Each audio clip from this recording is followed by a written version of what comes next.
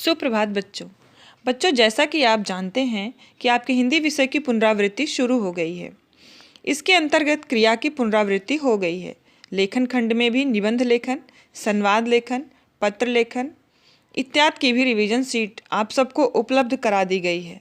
अब आज हम इसके अंतर्गत अपनी पाठ्य पुस्तक व्याकरण नयन के पाठ 10 शीर्षक काल का अध्ययन करेंगे।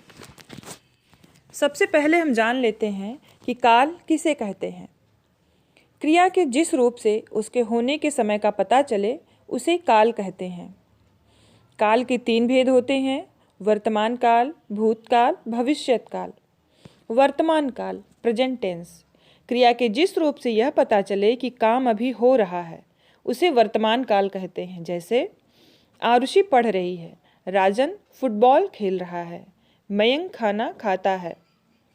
भूतकाल पास्ट टेंस, क्रिया के जिस रूप से यह पता चले कि काम बीते हुए समय में हो चुका है उसे भूतकाल कहते हैं। जैसे सलीम ने खाना खाया, वह पढ़ चुकी थी, कमल खेल रहा था। भविष्यत काल, क्रिया के जिस रूप से यह पता चले कि काम आने वाले समय में होगा उसे भविष्यत काल कहते हैं।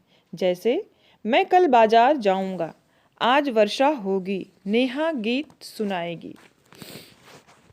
तो बच्चों, इस तरह से आपने जाना कि काल किसे कहते हैं और काल के कितने भेद होते हैं। काल का शाब्दिक अर्थ होता है समय।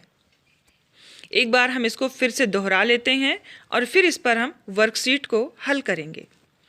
क्रिया के जिस रूप से उसके होने के समय का पता चले उसे काल कहते हैं।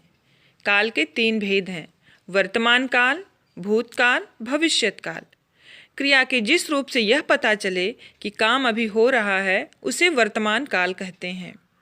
क्रिया के जिस रूप से यह पता चले कि काम बीते हुए समय में हो चुका है उसे भूतकाल कहते हैं। क्रिया के जिस रूप से यह पता चले कि काम आने वाले समय में होगा उसे भविष्यत काल कहते हैं। और अब बारी है पुनरावृत्ति के प्रश्नों की। इस वीडियो को ध्यानपूर्वक देखिए और सुनिए। उसके बाद इस पुनरावृत्ति के प्रश्नों को हल करिए।